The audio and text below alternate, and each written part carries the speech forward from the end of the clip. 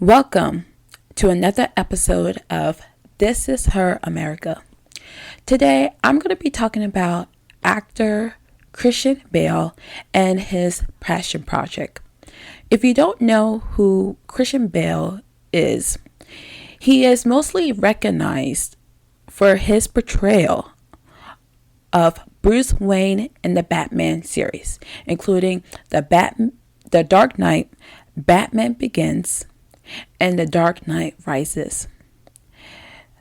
In the news, Christian Bale has recently shared with the public about his passion project that he's kept a secret for the last 16 years. His passion project is building a community to keep foster siblings together. As a foster kid, this story really warms my heart. So that is why I titled this episode as Batman Returns. Because not all superheroes wear capes. Not all heroes have power. Some of them have a shovel, a blueprint, and a passion.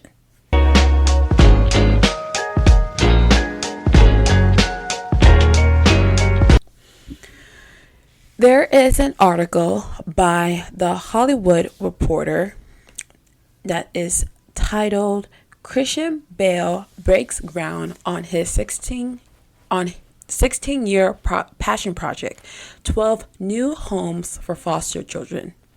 I'm going to read parts of this article. I'm not going to read everything, but I just want to highlight a few points. In this part of the article, it states, the scene that surrounded him before noon today in the Antelope Valley north of Los Angeles was 16 years in the making, offering Bale another reason to beam as he was joined by wife CB, a group of elected officials and tight-knit supporters to break ground on an ambitious project that will feature 12 homes, 2 studio apartments for transitional housing, that's in parentheses, and a 7,000 square feet community center. The blueprint reflects a village community that will operate with a singular goal: to keep siblings in the foster care system together and under the same roof. And then I'm gonna go on to read. The project, a first of its kind for California, is estimated to cost $22 million and is expected to be completed by 2025.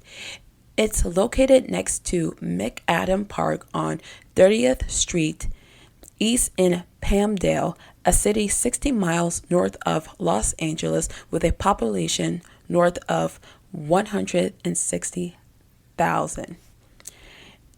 And then later on in the article, Christian Bale states, with our Together California model, the village is something absolutely new, totally transformative, and something completely needed.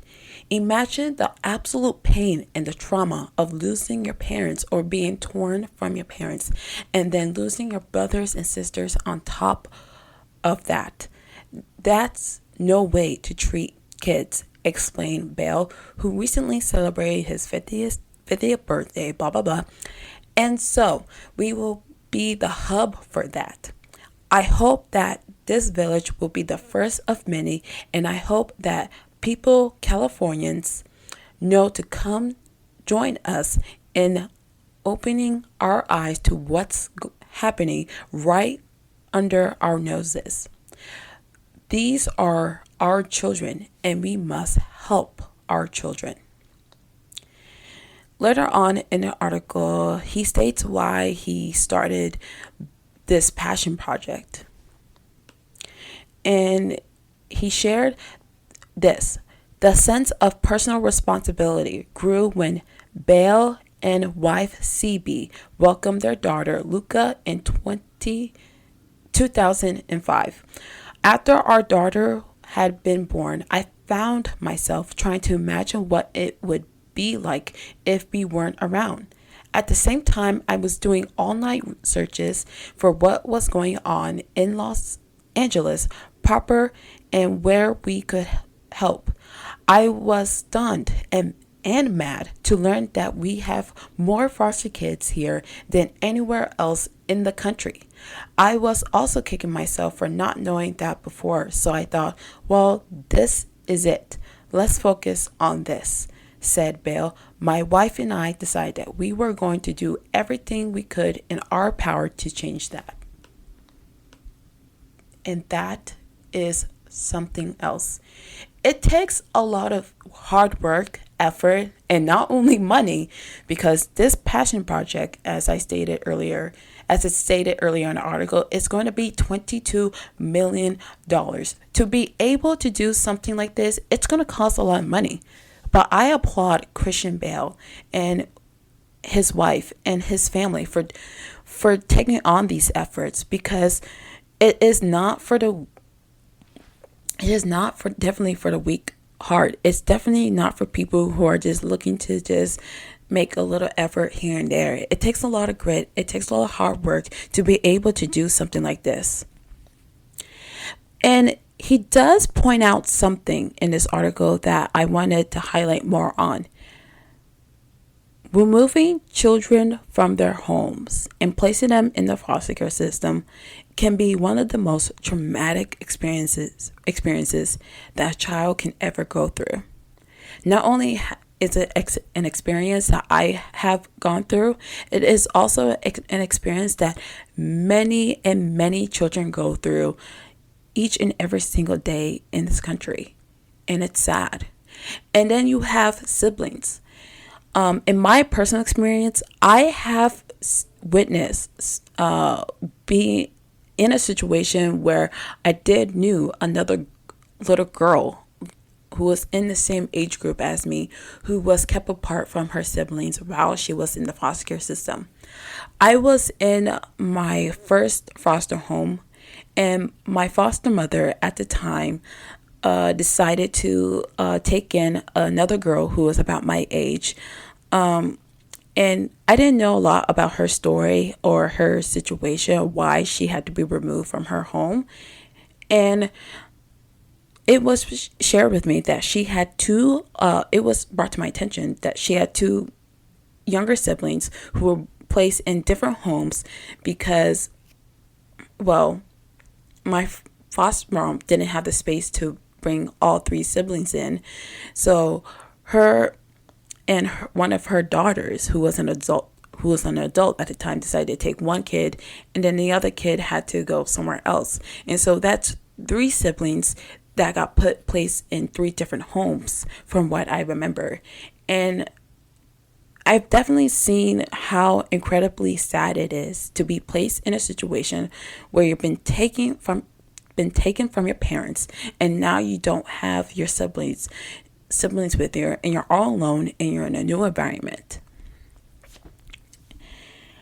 There are studies that share about the importance of keeping siblings together, especially in the foster care system. I want to highlight on this article by the kc.org, and it focuses a lot about keeping siblings together. The article is titled, How Are Child Protection Agency Promoting and Supporting Joint Sibling Replacement and Adoptions? I'm going to share both links to this article and to the Hollywood Reporter article in the bio description of this episode. In the article, it states, child protection investigations and removals are traumatizing for children.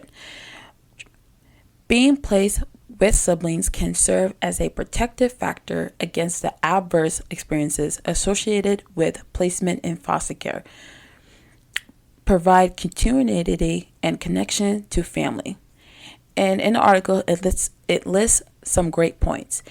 Keeping children, specifically siblings, together in the same home, if they are ever to be placed in foster care, would have a greater displacement of stability, fewer days in the foster care system, higher rates of reunification with the family,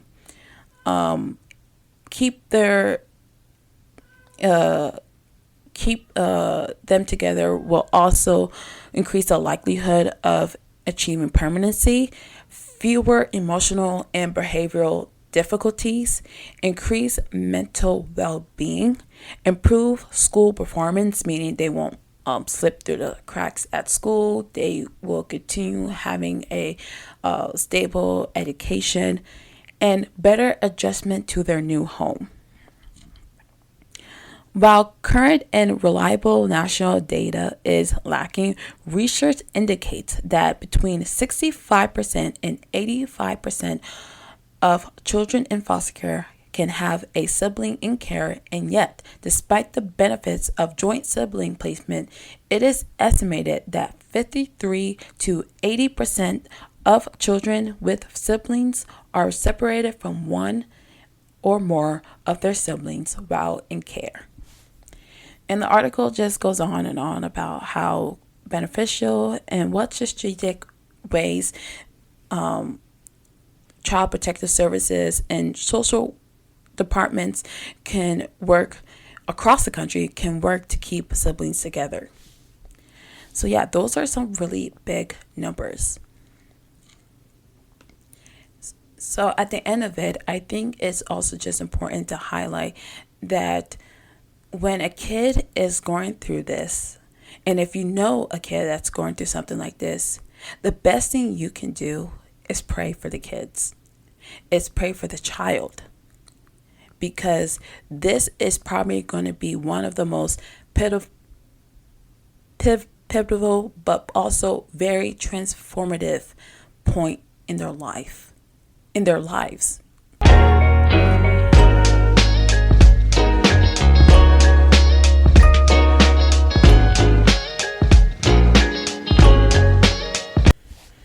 The kids who go through this, they're going to grow up and they're going to look back at this moment in their life,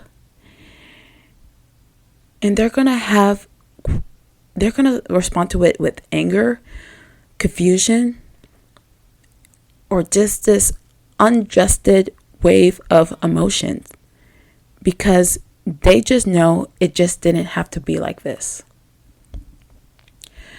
So with that being said, I have two scriptures that I wanted to share because I'm really touched by Christian Bale Passion Project and his and his wife and his family efforts to help keep foster kids together. And that's just in the state of California. We still have 49 more states that need to be doing something like this. And so the first scripture I want to share is Matthew. It's in Matthew 5 and verse 16. It says, "In the same way, let your light shine before others, that they may see your good deeds and glorify your Father in heaven." And it is not only the will of Christian Bale, but it's also the will of God, that God was able to move mountains and make way for something like this to happen, for something like this brought to light. And I just think that God does put angels in specific situations to be able to do something like this, to be able to care for the most vulnerable and sometimes the least protected in our society. And the second scripture I want to share, it's in Proverbs 11. In verse 25, it says, "A generous person will prosper. Whoever refreshes others will be refreshed."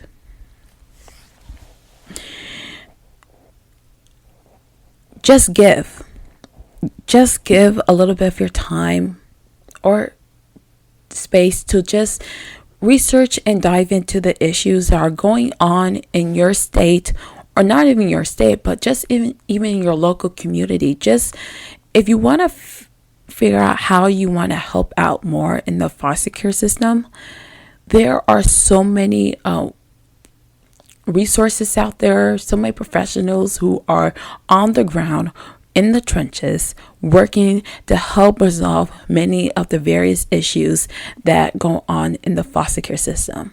So if you're interested, you can always reach out to me you can find my social media handles for all my social media accounts in the description of the podcast. And if you ever are interested to learn more about the foster care system or need help finding a way, I'm here to help. With that being said, this has been Her America.